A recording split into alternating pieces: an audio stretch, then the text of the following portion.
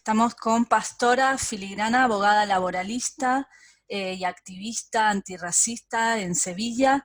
Y Pastora, estábamos hablando justamente la situación que se está viviendo en el medio de esta cuarentena en el Estado español, pero donde muchísima gente, millones de personas siguen teniendo que ir a trabajar. ¿Y esto cómo lo están viviendo, cómo lo ves? Bueno, pues lo que estamos viviendo a pie de tajo desde los sindicatos o yo como mi propio despacho, que es una cooperativa de abogadas que está muy orientada al tema laboral, lo que estamos recibiendo constantemente son testimonios, bueno, pues de un miedo colectivo muy grande, porque los trabajadores y las trabajadoras lo que están recibiendo en televisión es este bombardeo constante que estamos viendo de miedo, muerte, peligro, quédese en casa, pero a la vez están teniendo muchos sectores, no los sectores servicios, los sectores de la hostelería, pero sí existen otros muchos sectores donde la gente está teniendo que ir a trabajar cada mañana en condiciones de normalidad, sin tener estas medidas de seguridad que nos bombardean los medios que son necesarias para prevenir el contagio. Entonces, muchísimas personas están viviendo esta situación de estar obligados a trabajar sin protección y a la vez tener que estar en casa con su familia y con miedo al contagio. Pues recibo llamadas de cómo hacer, cómo hago, cómo puedo dejar el trabajo. Hay gente que se ha tenido que dar de baja por salud mental, o sea, por motivos de salud mental ante la situación de estrés que están viviendo. El decreto mantiene únicamente, el Real Decreto que declara el estado de alarma, mantiene los servicios esenciales. Lo que estamos denunciando es que hay servicios no esenciales que están manteniendo la producción, que están manteniendo la actividad, que todavía eso podría estar justificado si tuvieran unas altas medidas de seguridad para los trabajadores, pero desde luego no estaría justificado bajo ningún concepto si no se están cumpliendo estas medidas de seguridad, porque están poniendo en riesgo a muchísimos trabajadores y a sus familias y por ende a la sociedad entera.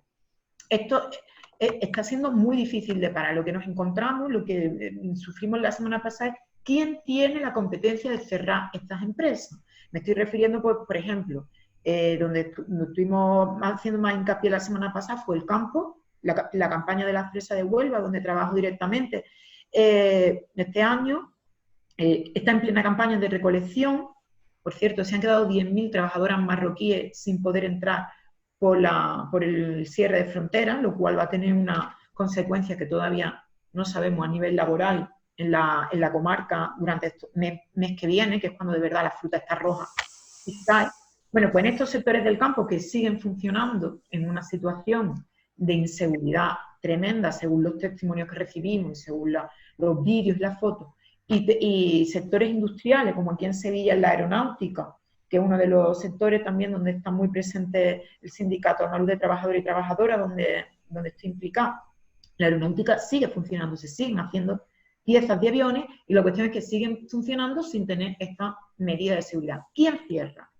Nos hemos dirigido a la inspección de forma extraoficial nos mandaba a Sanidad, o sea, al Ministerio de Sanidad, que ahora tienen las competencias centralizadas, o a las consejerías de Sanidad, o a los ayuntamientos, que también tienen competencia en materia de sanidad dentro de los municipios. Entonces, estamos teniendo una estrategia de denuncia en diferentes administraciones para ver quién se hace competente de cerrar estos centros de trabajo.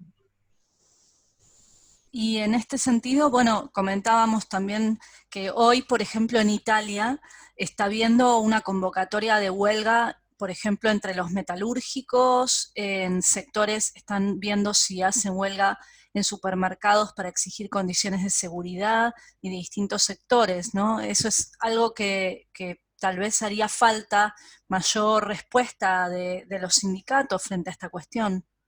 Sí, esa, en mi opinión, sí. Quiero decir, una situación de alarma como la que nos encontramos, cuando la patronal, hablamos de esta patronal de servicios no esenciales, cuando la patronal no se está haciendo responsable y están manteniendo la producción en estado de inseguridad, las administraciones no están actuando con la rapidez que se exige, máximo en un estado de alarma con una pandemia que precisamente los científicos los que alertan es del alto nivel de propagación, la rapidez de propagación de este virus, es decir, que cerrar una empresa 2 días antes o 2 días después tiene consecuencias realmente en cuestiones de salud, en cuerpos concretos de personas enfermas, se cierra antes o después. La administración no está actuando. ¿Qué nos queda? Que actuemos los trabajadores y las trabajadoras, que sean estos paros, estas huelgas de estos sectores no esenciales, que queda al final en la responsabilidad de los trabajadores y de las trabajadoras hacer este paro. A mí la iniciativa de Italia me parece razonable, me parece loable, me parece una vez más un ejemplo de que los trabajadores y las trabajadoras organizados suelen tener más conciencia del común y de lo colectivo que la administración y la patronal en muchos casos. ¿Qué nos estamos encontrando en España? Bueno, pues que tampoco desde las organizaciones obreras, sobre todo los sindicatos, se está actuando con la rapidez que la situación requiere y no se están decretando estos paros generalizados en sectores no esenciales que están poniendo en riesgo y que están siendo focos de contagio en este momento. Yo estoy siendo muy crítica, soy sindicalista, participo activamente en los sindicatos, pero estoy siendo muy crítica con todo el arco sindical que creo que no está sabiendo actuar. Está cayendo en las secciones sindicales de cada centro de trabajo la responsabilidad de hacer los paros o no hacerlo, y cómo se hace esto. Es una pregunta que estamos recibiendo, ¿cómo paramos? La Ley de Prevención de Riesgos Laborales da la opción de parar, ese artículo 21 que fue tan famoso la semana pasada, y se podría parar. ¿Qué ocurre? Que no todos los sectores, sobre todo los sectores más precarizados, tienen una organización sindical que pueda decretar un paro, ¿no? ¿Cómo para el campo? ¿No? ¿Cómo para un sector tan precarizado, tan invisible, donde hay muchísima población migrante, incluso muchísima población inmigrante documentada? ¿Cómo se organiza un paro de temporeros ahora mismo en los almacenes? Otro debate sería si esto es una actividad esencial o no. En fin, son situaciones muy complejas. Creo que no se está actuando con rapidez y al final la responsabilidad está cayendo abajo del todo, en la gente que está cogiendo el metro, el autobús y está yendo a trabajar cada mañana exponiéndose él y su familia, sus vecinos y toda su comunidad a un riesgo de contagio. Y Pastora, bueno, lo último que quería preguntarte, porque tú sigues muy de cerca la situación de los temporeras y temporeros, y hay unas denuncias concretas, por ejemplo, en Lepe y en otros sectores, de las condiciones terribles en las que están estos trabajadores y trabajadoras. Efectivamente, la situación de los asentamientos en Huelva de los asentamientos temporeros es insostenible, con todas las letras. No solo el municipio de Lepe, que es muy importante, pero existen otros municipios como Palo o Moguer. Estos asentamientos chabolistas, para quien no lo sepa, lo que son es bolsas de trabajadores temporeros, en su inmensa mayoría subsaharianos y magrebíes, aunque también existe población de Europa del Este, que vienen a hacer la campaña de recolección de la fresa, que trabajan en la campaña de recolección de la fresa, pero que no se les garantiza el acceso a la vivienda. Y no existe ninguna dotación municipal para poder alojar a estos trabajadores y a estas trabajadoras que están produciendo cada año. Por eso han proliferado este tipo de asentamientos. En los asentamientos no hay suministro y no hay agua. Es algo que llevamos reivindicando desde organizaciones y sindicatos muchísimos años en Huelva. Esta situación, que ya era extrema, imagínense hoy en día, donde sigue sin existir agua ni suministro, donde la UME apareció el jueves pasado en algunos campamentos chabolistas cumpliendo la orden de confinar gente. Se está confinando gente en chabola, sin agua y sin suministro. Eso está ocurriendo a día de hoy. Estamos lo más rápido posible tocando todas las instancias para que haya respuestas de la administración. Hemos hecho escritos directamente al Ministerio de Sanidad, al Ministerio de Defensa, a la Junta de Andalucía, al Defensor del Pueblo, a los propios ayuntamientos. Quieren agua, así de sencillo. Primero por ellos, por los trabajadores y las trabajadoras, y después por toda la comunidad, porque recordemos que estamos ante una situación de pandemia, de un riesgo de contagio, es decir, que el mal de uno es el mal para todos. Lo que están pidiendo es medidas urgentes. Esto no es caridad, esto es derechos fundamentales básicos a trabajadores y trabajadores que están creando riqueza. Nosotros, por ejemplo, estamos planteando que hay muchos sectores productivos que efectivamente se podrían reconvertir para producir mascarillas, respiradores y distintos insumos que son necesarios. Y para eso también haría falta, digamos, que sean los propios trabajadores los que hagan esta propuesta y empiecen a controlar estas condiciones. No sé qué te parece esto. Claro, lo que me parece, toda esta situación que nos desborda a todos, algunos nos salimos reafirmados en nuestras creencias, en nuestras ideologías, ¿no?